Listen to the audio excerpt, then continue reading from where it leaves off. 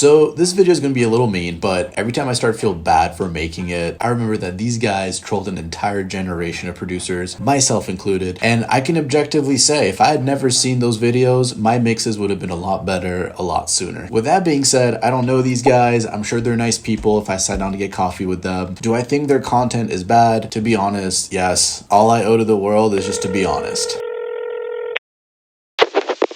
Hey, it's Kevin leaving this voicemail, and I just want to let you know I dropped this song a couple weeks ago and I'm sitting on 79 streams, even though I know in my heart it's a banger. So if you'd be so kind to just stream it a few times and share it with people, that really is the best way to support this channel. And also feel free to follow me on SoundCloud and everything else. So I figured I'd use this video as a form of self-therapy, not only just to make myself feel better with all the time I wasted, but also to warn newcomers and new producers who are going to fall for these problems, because I'm shocked at the fact that no one's talking about this. This is something that should be very much discussed. When I first saw their videos, I got put off by the corporate vibe a little bit, and once you're watching the video, there's such little sustenance to it. It's pretty basic knowledge that you're getting. This guy posted earlier today, and the title is, I went to Ibiza to make a track for James Hype. And then you watch the video and James Hype doesn't know who this guy is. He literally, this guy went to Ibiza with some friends to work on a track that sounds like what James Hype would play and then send it and hope that he would talk to them, which obviously by the end of the video he didn't. And then you watch the video and at the end, the conclusions are, they're dumb, bro. These are dumb. How did you take this? If you're a platinum artist, how are you just not getting these takeaways? So here are the lessons I took away from this Ibiza James Hype challenge. Lesson 1. Collaboration is amazing. Working with Bramos and the rest of the guys in the villa, we made the track faster, we made better decisions, and we found the whole experience more fun and more inspiring. And that's what we're in this for, right? Music production should be fun. Lesson 2. Pressure creates progress. If we didn't have that deadline and goal, we probably wouldn't have finished the track. Lesson 3. Understand your audience. In retrospect, was James likely to play a track for the first time at his new headlining gig when it hasn't been crowd tested? Probably not. I swear, this stuff is for low IQ individuals, bro. Nobody watches this. At least no one comes back for more videos if they're smart. If you want to laugh, by all means, check out their videos. Don't leave any mean comments, keep that stuff to yourself. Definitely don't harass these guys. They have the right to put their content out, and it's up to the individual to say, hey, I'm above this content. I'm not going to watch this garbage. It is what it is. Let's walk through the problem.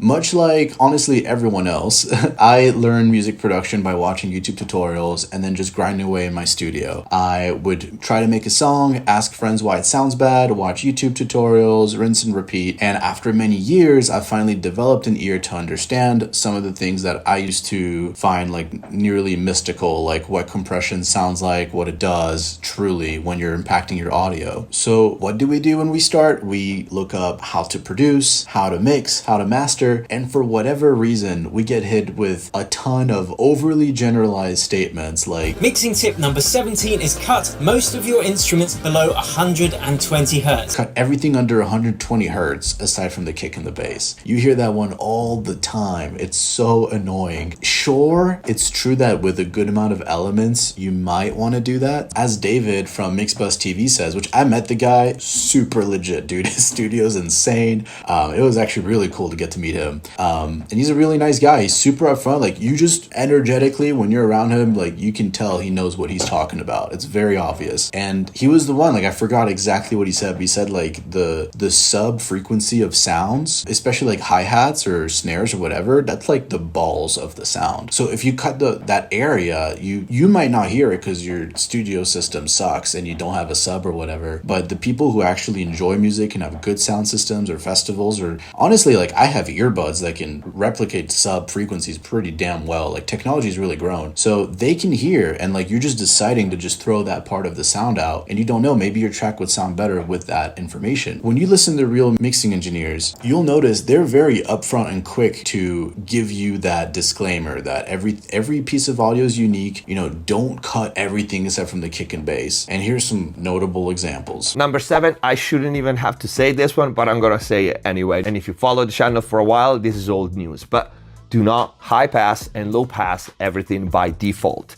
Do everything with intention and know why are you doing it. Yes, most tracks in a mix will need low cut or high cut or both. How much is to be established on a track by track basis, never by default, never the same number. And some tracks maybe don't need that, because at the end of the day, the rule of thumb is the less processing you do, the better your mix is gonna sound. Another one that I find really super annoying is cut everything under 20 hertz. To do a low cut at 20 hertz will help you there. Also, there are some frequencies that can happen below 20 hertz that really just aren't doing anything and are, you know, even when you're playing on a massive system, they're not helping at all. So you're better off getting rid of them totally. And by the way, like, a lot of people have opinions about this. You know, I'm sure I'm going to get chewed out by somebody in the comments. I'm very much a get it off your chest kind of guy. So there's a never ending amount of dumb rules. Always leave 6 decibels of headroom, you know, when you're shipping off to your mastering engineer, which, by the way, is a terrible way to look at music. Times have changed a lot. Mixing and mastering, when I learned what it was very quickly understood to me that it's an art form. It's by no means a science. You can treat it as a science and your mixes will sound as such, but the truth is, your song, if you really want it to be yours and not like you and other people's, you need to mix your own stuff, master your own stuff, and there's so much free knowledge out there. There's really no reason to like ship off your track to a mixing engineer or a mastering engineer. Everyone does it though. A lot of people will literally pay someone else to mix their track. Many people that are watching this are mixing engineers. I'm not saying you should lose a job. There will always be people that just want to ship it off, and that's fine. Get that bag, you know? But if you want your music to be really yours, then you have to make it. Pretty simple. In fact, the whole concept of mastering is not necessary. Mastering is as simple as just making it loud. You don't have to add color during your master. All the people who know what they're doing will tell you that if you want a good master, you have to have a good mix. A good mix will make the mastering process literally just turning up the volume. And the same rule applies with mixing. If you want a good mix, your mix could be very simple if your production is right. And that kind of ties back to how, if you really want to have a good master, then you have to have really solid production and you have to do all of it yourself from the very beginning. That's how to have a good mix. So this whole concept of telling beginners leave 6 decibels, it's just very generalized. It doesn't set a beginner on the path that they need to go on mentally. Beginners aren't equipped with the experience and the knowledge to know that these rules are overly generalized. So what they do and what I used to do was just do it because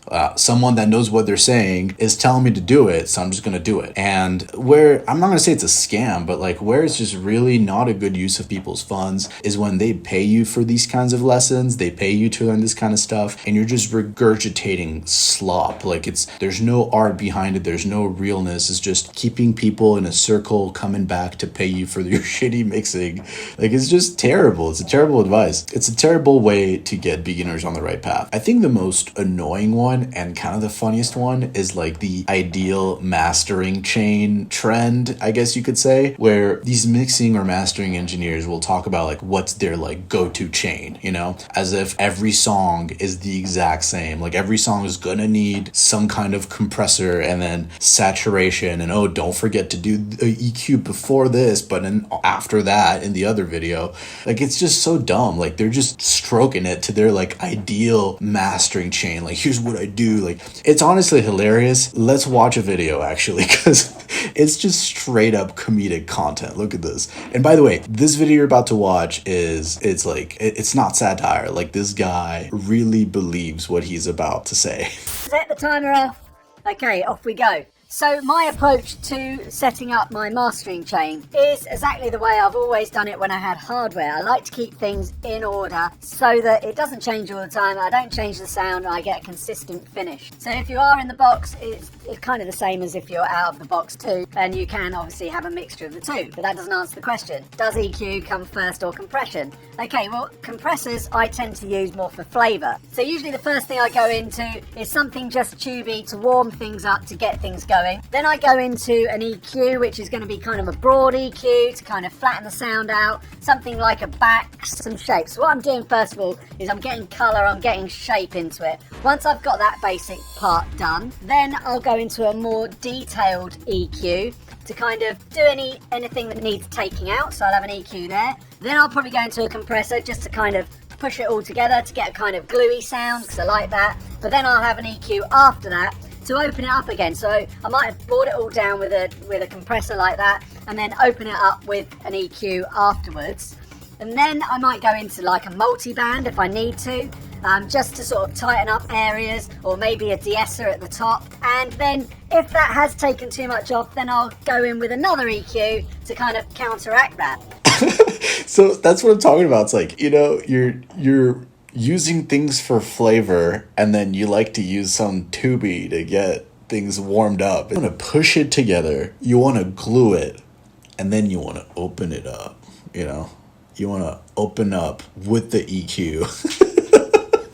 First of all, if you're adding a compressor and saturation and all that to your mix or to your master, you messed up in the mix.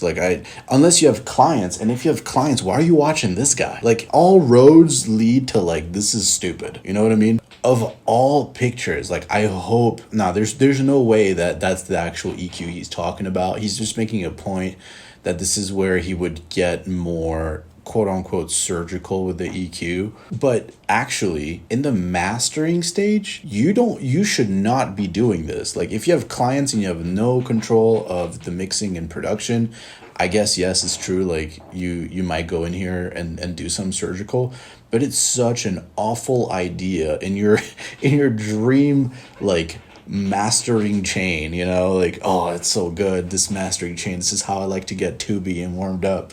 To use a surgical EQ is crazy, bro. Like, you might as well ask the client to like remix their track or mix their track again at this point.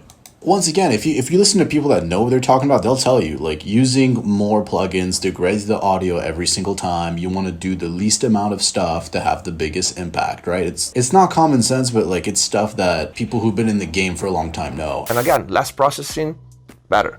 And notice that he doesn't mention it at the beginning, like, hey, you know, this is what I recommend, or this is what I like to do, but every track is different. Like, he doesn't say that right at the beginning, you know? He doesn't say that throughout. He's just sitting here stroking it to this, like, ideal chain on a master. It's wild, bro. The concept of a secret sequence of plugins or effects you want to add is just dumb. Like, sometimes you want the EQ first. Literally any assortment will make sense for a certain track. It 100% depends on what your track needs.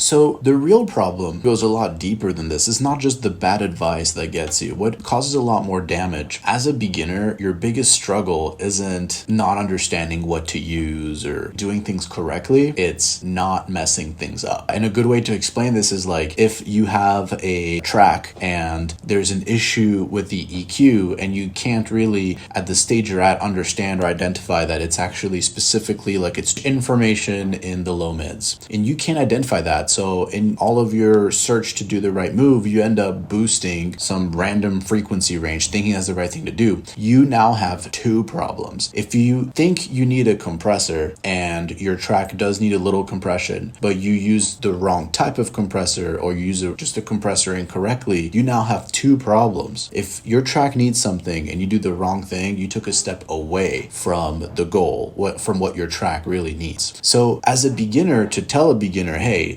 use all these plugins every time. Like, the number of times I've seen beginners, or just honestly people who have been in the game for a long time. When I first started, this guy even came over and told me, like, yeah, on every track, bro, like, you want to have an EQ, compressor, and a saturation. You want to do that a little bit on every single sound. That way it compounds in the end. Dude, no. Like, that's not what you're supposed to teach. Because what did I end up doing? Over compressing, over saturating every sound. Everything sounded shitty by the time I got to my shitty mix, where I overused a ton of plugins, and then my masters would sound terrible, and I'd be like, why? And I had no shot from the beginning because I destroyed my sound at the source because I didn't know any better.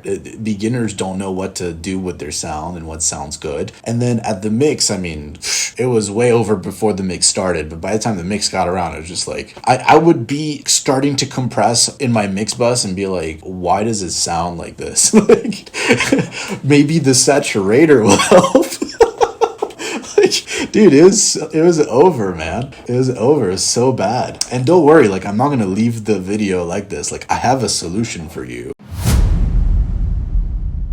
This is probably the coolest plug of all time, but I'm actually starting a music retreat near the mountains of Lake Arrowhead. It's about 90 minutes from Los Angeles. It'll be an experience that brings together scenery, good food, education, and just overall making amazing music, escaping from work or our job. It could be a 2-day thing. It could be a couple weeks. If you are interested in something like that, there's a Google form in the description. You can fill that out to sign up or just to get more information. Think of it as like a tailored Airbnb for producers.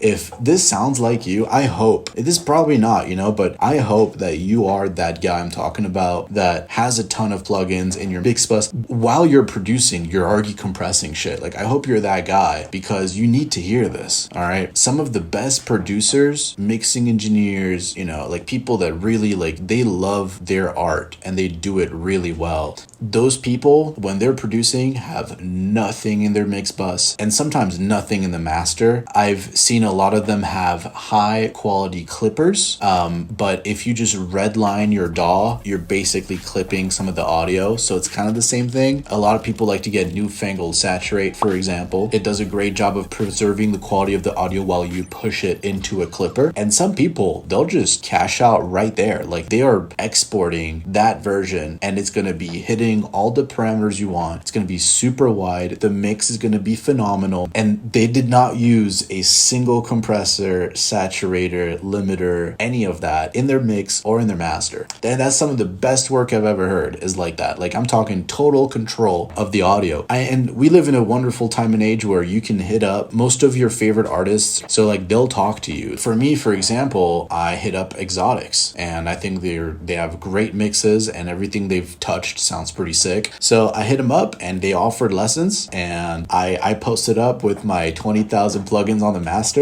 and Richie saved me, dude. Richie grouped them all together, deleted that shit, and was like, nah, man, you need to make each one of these sounds sound great with nothing. And if we need to, afterwards, we'll add stuff to make it sound better. But you want to get as far as you can with literally nothing, and that will compound in the future. And that's so true, man. That is so true. I teach piano and violin for a living, and I purposely tell my students to get really low quality instruments when they first start out because I want them to make that violin sound amazing, even though it's a $200-$100 violin. Because if you can do that, you bet when you buy your $5,000 violin, it's going to sound phenomenal. So it's the same concept in anything. It's not just music. It's why Rock Lee was wearing tons of weights when he was fighting, So to make things worse, it's just so addictive and enjoyable to alter audio. And they even have really cool user interfaces. They have awesome visuals that are just playing, and they're moving, and you're seeing the compressor do its thing in real time, and that triggers your brain to think, oh, well, good, everyone has a compressor on the master or the mix and on the mix bus, so I'm seeing the compression happen. I'm gonna be gentle with it this time. I'm gonna do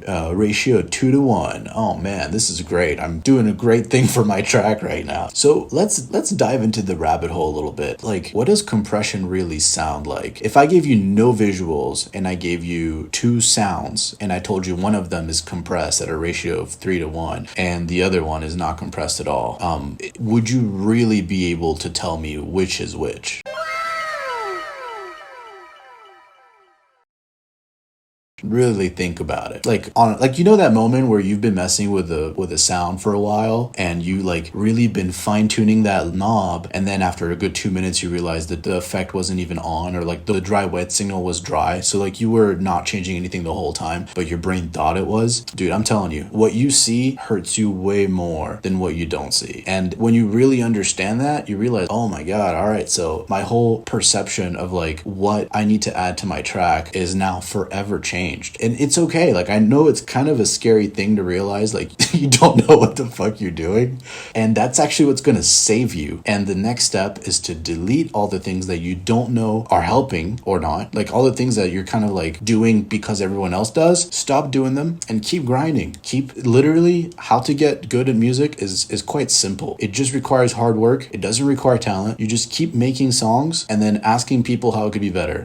And like, not everyone's gonna tell you good advice, but you just rinse and repeat, rinse and repeat. To get to your goal, don't hold yourself back by like having 1,000 things that are working against you. Work with nothing. It's hard at first, but it's gonna pay in the end. How do you really know? Like, it's not a valid answer to say because every track is compressed nowadays, or because everyone's doing it, or just because. Like, how do you really know that your track needs compression without using the definition of a compression either? Like, you can't tell me like, oh well, I want it to be more smooth out in terms of volume. Like, how do you know it needs it though? Like, what are you looking for? Because when you compress, some people are compressing because of flavor, right? You're adding flavor when you compress. So like, when you really think about it, unless you've been in the game a long time, you've used compression a ton, and like, you know what it's doing, and it's doing something you're looking for, then you're good. But that's like 0.01% of people watching this video. So like, and if that's you, great for you, man. Awesome. I'm glad you agree with me. But like, chances are you don't know what compression is doing. So try to go as far as you can without it. That way, when you do try it, out of all the things you tried, right? Like, you tried adding this to your track and it didn't do much. Or you try adding this. You try adding one thing at a time. If you have 10,000 things going at once, literally just removing some of those things will fix your track. I don't know why it's so hard to explain. I hope I'm making sense. Let me know in the comments if I'm not. Okay. So something that I really have been internalizing lately is that as a sound artist, your eyes are causing you more harm than good. And I'm not saying stab your eyeballs, but when you're producing, opt out for the less visual experience. Something I really liked from David that he said was turn off the spectrum visualizer. Like, don't see the frequencies when you're messing with an EQ, or whenever you're doing compression or anything, close your eyes straight up. Try to navigate like that. Use the knob and like mess with it and be like, you know, is it really changing anything? You have to understand volume, how loud something is, plays such a big perception into if it's good or not, that like, when you realize not only that volume kind of dictates if you like a sound or not by a lot already, but on top of that, there's songs out there whose mix and master is atrocious, and the artists have all the fame you want, all the streams you want, and like all the respect you want. Like, they made it in every sense of the word, and they love their art, and everyone loves their art. Like, and their mix and master is like objectively garbage. You know what I mean? Like, when you realize those two things, you understand like, okay, maybe I shouldn't do things because other people are telling me. Maybe I need to close my eyes and just do what sounds good to me, and keep refining my craft in whatever sense that means for me. And to get scientific with it, you know, when your eyes are open, the sight is actually the most important sense for a human being. It's the sense that absorbs the most amount of data for survival. So when your eyes are open, your brain is by default absorbing information. It's using like CPU of your brain, right? So the only way to counter that and to have your brain not give CPU to the eyes, to use the eyes, is to close them. And when you do that, you'll notice that a lot more focus goes to what you hear. Don't be afraid to do that. Like, close your eyes while you're producing and mixing, and especially mixing and mastering. The point of this video isn't how to be good at making music, but don't be afraid to be terrible. Like, literally make songs and like accept the fact that they're bad right now and that you're not going to be that good for the next couple of years, and that's okay. Accept the humility, you know? Like, just be like, it's fine, and just keep your head low and keep trying to be better. What really stops people from getting better is impatience, it's shortcuts, it's using things you don't need too soon, ego, you know? Things like that are what ensures that you will never make it. But if you keep your head low, you stick to the science, you stick to the love, you keep moving forward, you're gonna get everywhere you want to go, especially with music. So in conclusion, delete all of the effects on your mix and master. Get as far as you can with just that. It's totally okay to redline the master. Get mad at me in the comments, dude. It's basically a free way to clip your track, dude.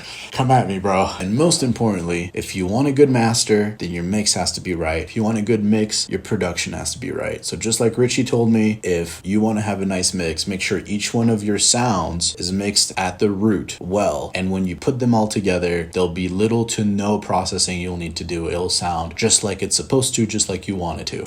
So yeah. And by all means, you know, don't take advice from people whose music you don't like. So if you haven't listened to Lit Roosta or gone on my SoundCloud, then like you probably should, because if you don't like my music, then it doesn't matter what I have to say. So you should apply that to other people. by the way, wink, wink. And that's actually the best way to know if you have the right teacher for you. You know, that was my issue at the beginning, is like I was having people teach me, but they were making like house, and like I'm not a house guy, I'm a free form bass kind of guy, you know. So find people who make the music that you want to make and learn from them. Super important. There's a form in the description if you want to attend one of my retreats. You can ask me questions, so just feel free to fill it out that way and get in touch with me. By far the best way to thank me and to like give back to me is totally free. Go stream my music. Lit Roosta's out. It's fucking lit. It's in the name. And I've been getting a lot of good feedback. It was my first record label release with Aspire Hire, which is pretty legit. I'm super like happy that it happened. So yeah, follow me on SoundCloud, on Spotify, and on Instagram. Peace.